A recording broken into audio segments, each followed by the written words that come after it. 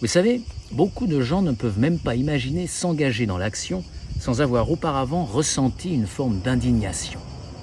C'est un peu comme lorsque vous êtes dans une file d'attente et que quelqu'un passe devant tout le monde. Vous avez envie de lui dire quelque chose, et c'est très bien.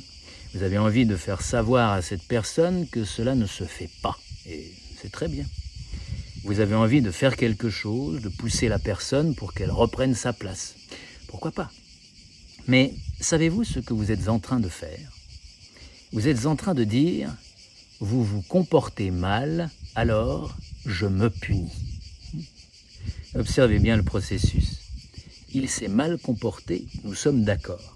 Et maintenant, vous vous dites « puisqu'il s'est mal comporté, moi, je vais faire monter ma tension artérielle, perdre ma tranquillité d'esprit, perdre le sommeil cette nuit, etc. » Pourquoi? Pourquoi vouloir vous punir? Vous êtes innocent.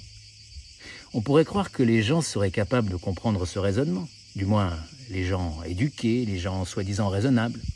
Mais ce n'est pas le cas, parce que leur culture est basée sur ce mode de fonctionnement. Comment ne pas s'indigner quand on voit cela? Vous n'êtes pas indigné, vous?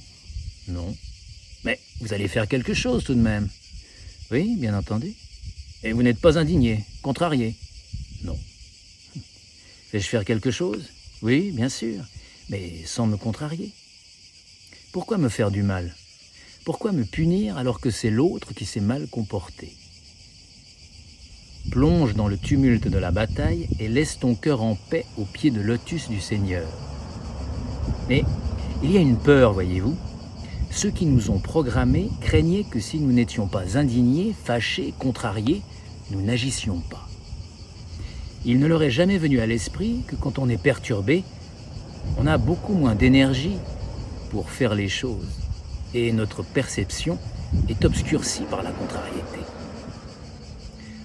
On ne voit plus clair et on réagit de manière excessive.